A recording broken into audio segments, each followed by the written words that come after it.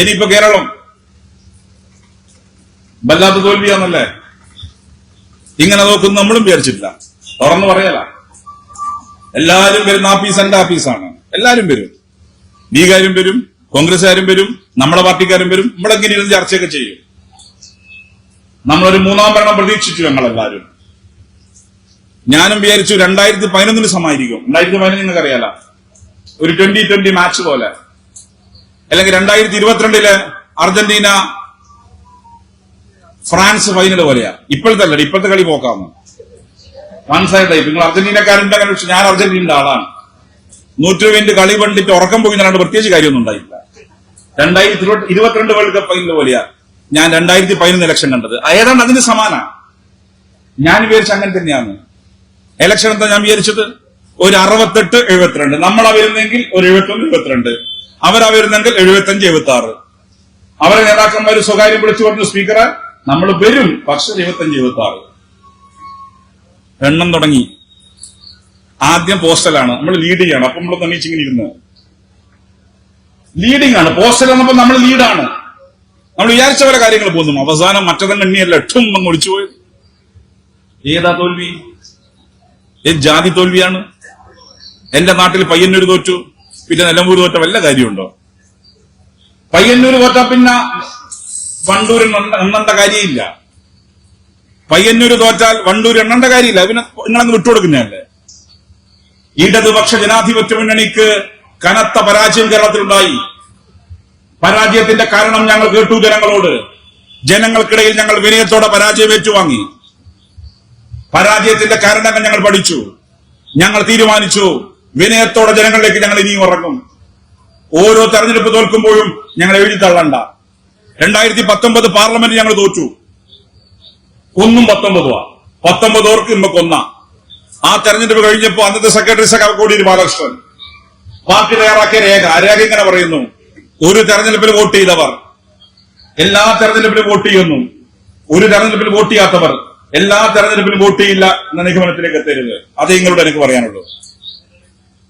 വണ്ടൂരിലെ ജനങ്ങൾ നമുക്ക് വോട്ട് ചെയ്തില്ല, ഇനി ഒരു ചെയ്യൂല. അപ്പൊ എന്താ ചെയ്യണ്ട? ഇനി മുടിഞ്ഞു പോട്ടെ എന്ന് പറയലല്ല. വിനയത്തോടെ ജനങ്ങൾ ഇറങ്ങണം. 2019 പാർട്ടി രേഖ ഞാൻ ആവർത്തിക്കുന്നു: ഒരു തെരഞ്ഞെടുപ്പിൽ വോട്ട് ചെയ്യാത്തവർ ഒരു തെരഞ്ഞെടുപ്പിലും വോട്ട് ചെയ്യില്ല എന്നും, ഒരു തെരഞ്ഞെടുപ്പിൽ വോട്ട് ചെയ്തവർ എല്ലാ തെരഞ്ഞെടുപ്പിലും നിങ്ങൾക്ക് ചെയ്യും എന്നും ധാരണയിലേക്ക് എത്തരുത്. അതുകൊണ്ട് വിനയത്തോടെ ഈ വിധി ഞങ്ങൾ ഏറ്റുവാങ്ങുന്നു. ജനങ്ങൾക്കിടയിൽ ഞങ്ങൾ ഇറങ്ങുന്നു. നമുക്കെല്ലാം കൂട്ടായി ജനങ്ങളിലേക്ക് ഇറങ്ങാം. ഇടതുപക്ഷ ജനാധിപത്യ മുന്നണി 2029 പാർലമെന്റോടുകൂടി തിരിച്ചു വരും. ഒരു സംശയം നിങ്ങൾക്ക് വേണ്ട. ഞാൻ 2 ലക്ഷം പറയാം. 77 ഞാൻ ജനിച്ചിട്ടില്ല കേട്ടോ, അതുകൊണ്ട് 77 പറ്റി എനിക്ക് പറയാൻ പറ്റൂല. എന്നാലും ചരിത്രം വായിച്ച് അറിവ് വെച്ച് പറയാം. 77 മക്കത്തിലെ 17 സീറ്റാ, ആകെ 26. എംപയിൽ നമ്മൾ വന്നില്ലേ? മുടി നരച്ചവർക്കറിയാല അല്ലേ? മുടി നരച്ചവർക്ക്. ഇനി മുടി കറപ്പിച്ച ആൾക്കാരുണ്ടാവും, ഓർക്കും അറിയാല. നരച്ച മുടി കറപ്പിച്ചാൽക്കും അറിയാം. 80 നായനാര് വന്നില്ലേ? ഇനി എന്റെ ഓർമ്മ പറയാം, 2001 അന്നാണ് ആദ്യത്തെ വോട്ടിംഗ് മെഷീൻ. മറ്റേതാകും നമുക്കൊരു പ്രതീക്ഷ ഉണ്ടാവുമല്ലോ. കയറ്റം ഇറക്കം 11 മണി 12 മണി രാത്രി 1 മണിക്ക് റിസൾട്ട് വരിക. അപ്പൊ ചിലപ്പോൾ ഉറങ്ങിപ്പോയിട്ടുണ്ടാവും, പിന്നെ രാവിലെ നമ്മൾ അറിയുള്ളൂ. ഇതങ്ങനെയല്ല, ഒരു ഞെക്കൽ ഞെക്കുമ്പോൾ തന്നെ വോട്ടിംഗ് കൊണ്ട് വരികയാണ്. 2001 10 മണിയാകുമ്പോഴേക്ക് എല്ലാം തീർന്നിന്. 100 ഓർക്കും, നമുക്ക് 40. 100 ഓർക്ക്, നമുക്ക് 40.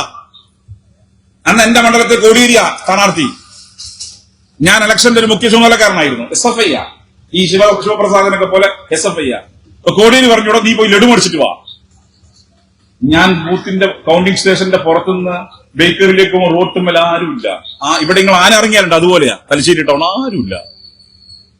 ലഡു മേടിച്ചു വന്നു, ആർക്കും ഇറങ്ങുന്നില്ല. ലഡു കൊടുക്കുന്ന അവസാനം മരിച്ചവരെ നിന്ന പോലെയാ. തിന്നണ്ടേ? കോടിയുടെ വായിൽ ഒരു കഷ്ടം ഞാൻ വെച്ചു കൊടുത്തു, മൂപ്പർ എന്റെ വായിലും വെച്ചു തന്നു. ആർക്കും ഇറങ്ങുന്നില്ല. 2001 140. പക്ഷെ 2004 കേരളത്തിന് ഇതുവരെ എന്നുള്ള ചരിത്രത്തിൽ 18 പാർലമെന്റ് സീറ്റുമായി ഇടതുപക്ഷം സഖാവ് കുഞ്ഞാലിയുടെ പാർട്ടി തിരിച്ചു വന്നു. ഓർമ്മയില്ലേ? അതുകൊണ്ട് നിരാശയ്ക്ക് യാതൊരു അടിസ്ഥാനമില്ല. ചിലർ ചോദിക്കുകയല്ല, സ്വകാര്യം ചോദിക്കും, സഖാവ് വല്ല രക്ഷയുണ്ടാവോ? നിരാശയുടേതായ ഒരു സാഹചര്യം ഇപ്പൊ കേരളത്തിലില്ല. വർദ്ധിത വീര്യത്തോടെ ഇടതുപക്ഷ ജനാധിപത്യ മുന്നണി കേരളത്തിൽ തിരിച്ചു വരും. അതിന്റെ സാഹചര്യമുണ്ട്. എന്താ നമ്മൾ തോക്കാൻ കാരണം? തോക്കാൻ പല പല കാരണങ്ങളുണ്ട്. അതിലെ ചില കാരണങ്ങൾ പാർട്ടി ജനങ്ങളോടും പറഞ്ഞിട്ടുണ്ട്. ഞങ്ങൾക്കെതിരെ ഫിത്ന പറച്ചിലാണ്. പിണറായി വിജയനും മോഡിയും തമ്മിൽ അന്തർധാര.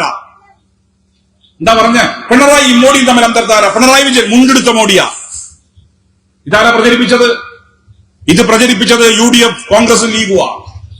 മുസ്ലിം ന്യൂനപക്ഷങ്ങൾക്കിടയിൽ ആസൂത്രിതമായി ആ കഥ പ്രചരിപ്പിക്കപ്പെട്ടു. മതേതര മനസ്സിനകത്ത് ചെറിയൊരു മോഹഭംഗമുണ്ടായി. മതേതര മനസ്സിലെ മോഹഭംഗം, ന്യൂനപക്ഷങ്ങൾക്കിടയിൽ ആശങ്ക, ഇതെല്ലാം ചേർന്നപ്പോ ഒരുപാട് ഘടകങ്ങളുണ്ടായി. ഒപ്പം ഒരു തുടർച്ചയായി ഞങ്ങൾ ഭരിക്കുകയല്ലേ എന്ന ഇവര് മാറി നിൽക്കട്ടെ. അങ്ങനെ നമ്മൾ തോറ്റത്. 35 സീറ്റ് നമുക്കുള്ളൂ. ഇപ്പൊ 35, 102 അവർക്ക്, 35 ഞങ്ങൾക്ക്, 3 സീറ്റ് BJPക്ക്. അതിൽ ഞങ്ങളുടെ പല കോട്ട കൊത്തളങ്ങളും തകർന്നടിഞ്ഞു. ഞങ്ങൾ പറഞ്ഞു സ്ഥാനാർത്ഥി നിർണയം പാളിയിട്ടുണ്ട്. തളിപ്പറമ്പിലും പയ്യന്നൂരിലും ഞങ്ങളുടെ സ്ഥാനാർത്ഥി നിർണയം പാളിപ്പോയി. ഞങ്ങൾ പറഞ്ഞു ജനങ്ങളോട്, ഇതിനപ്പുറത്ത് ഒരു പാർട്ടി എന്ത് സ്വയം വിമർശനം നടത്തണം. സ്വയം വിമർശനം നടത്തി ഞങ്ങൾ പറഞ്ഞു ഞങ്ങളുടെ സ്ഥാനാർത്ഥി നിർണയം പയ്യന്നൂരിലും തളിപ്പറമ്പിലും പാറി. വെള്ളാപ്പള്ളി നടേശൻ മലപ്പുറത്തിനെതിരെ ശക്തമായി ആക്ഷേപിച്ചപ്പോ അതിനെ ഞങ്ങൾ പ്രതിരോധിച്ചു. പക്ഷേ പ്രതിരോധ പ്രസ്താവനയിൽ ഒരു ഊക്കുണ്ടായിരുന്നില്ല. ഞങ്ങൾ സ്വയം വിമർശനം നടത്തി. പിന്നെ അയ്യപ്പ സംഗമം ഞങ്ങളുടേതല്ല, പക്ഷെ പറഞ്ഞു സർക്കാർ നടത്തിയതാ. അയ്യപ്പ സംഗമത്തിൽ ഒരു കാരണവശാലും സ്വാമി ആദിത്യനാഥിന്റെ സന്ദേശം വായിക്കാൻ പാടില്ലായിരുന്നു. ഞങ്ങൾ വിമർശനം നടത്തി. ഇങ്ങനെ നടത്താൻ കുഞ്ഞാലിയുടെ പാർട്ടിക്കല്ലാതെ വേറെ ആർക്കാ സാധിക്കുക? പരാജയത്തിന്റെ കാരണങ്ങൾ കണ്ടെത്തി ഞങ്ങൾ ജനങ്ങളോട് സ്വയം വിമർശനം നടത്തി. ഞങ്ങൾ പറയുന്നു ഞങ്ങൾ ജനങ്ങൾക്കിടെ പ്രവർത്തിക്കുന്നവരാ. രാഷ്ട്രീയത്തിൽ ജനങ്ങളാണ് യജമാനന്മാർ, ജനാധിപത്യത്തിൽ ജനങ്ങളാണ് യജമാനന്മാർ. ജനങ്ങൾ പറയുന്നു സഖാക്കളെ നിങ്ങൾ തെറ്റ് വച്ചിരിക്കുന്നു, ആ തെറ്റ് ഞങ്ങൾ ഉൾക്കൊള്ളും, തിരുത്തും. പോരായ്മകൾ സംഭവിച്ചിട്ടുണ്ട്, ആ പോരായ്മ തിരുത്തി വർദ്ധിത വീര്യത്തോടെ ഞങ്ങൾ തിരിച്ചു വരും. ഇനി അപ്പുറത്ത് വന്നല്ലോ, ഞങ്ങളൊന്നും മുണ്ടൂലേട്ടാ. ഭരണം ഇപ്പം മധുവിധ കാലല്ലേ, പുയ്യാപ്പിളാർക്ക് തക്കാരം കൊടുക്കും ഇഷ്ടം പോലെ. ഇപ്പൊ തക്കാരം ഇഷ്ടം പോലെ നടക്കുന്നുണ്ട്. എന്താ സ്ഥിതി? ആദ്യത്തെ 2 ആഴ്ച മുഖ്യമന്ത്രി ഉണ്ടായോ? 102 സീറ്റുമായി അധികാരത്തിലേക്ക് വന്നവർക്ക് ആദ്യ 2 ആഴ്ച മുഖ്യമന്ത്രി ഉണ്ടായോ? 3 പേരല്ലേ മത്സരിച്ചത്? അവസാനം ചെന്നിത്തലാണ് തൂഫാനാക്കി വിട്ടു. മൂപ്പറവും കൊണ്ടങ്ങ് പോയി. സതീശൻ ഇരിക്കുക. ബഹുമാനപ്പെട്ട നേതാക്കന്മാരാ, എല്ലാവരോടും വലിയ ബഹുമാന. 2 മാസം തികഞ്ഞ് 3-ാം മാസത്തിലേക്ക് പോകുമ്പം എന്താണ് കേരളത്തിന്റെ സ്ഥിതി? നിങ്ങൾ പറ. പവർ കട്ട് തിരിച്ചു വന്ന് എങ്ങനെയുണ്ട്? ഞങ്ങളുടെ കാലത്ത് വല്ല തടസ്സമുണ്ടായോ സീരിയല് കാണാൻ? ഞങ്ങളുടെ കാലത്ത് സിനിമ കാണാൻ വല്ല തടസ്സമുണ്ടായോ? എന്താ കുടുംബശ്രീ സാവിത്രിയാ? പല തടസ്സമുണ്ടോ അത് കാണാൻ? ഇപ്പൊ കുടുംബശ്രീ സാവിത്രിയും ഇല്ല, ഫുട്ബോളും ഇല്ല. ഞാൻ എന്റെ അനുഭവം പറയാം. അർജന്റീനയും സ്വിറ്റ്സർലാൻഡും ക്വാർട്ടർ ഫൈനൽ. രാവിലെ കളി. രാവിലെ ഉണ്ട് മെനക്കെട്ടായിരുന്നതിന് 1-1 എക്സ്ട്രാ ടൈമിലേക്ക് പോയി. ലാസ്റ്റ് 3 മിനിറ്റ് ബാക്കി. അപ്പോൾ 5 മിനിറ്റ് ബാക്കി. അന്നേരം അർജന്റീന 2 ഗോൾ അടിച്ച് ഞാൻ കണ്ടില്ല. കറണ്ട് പോയി.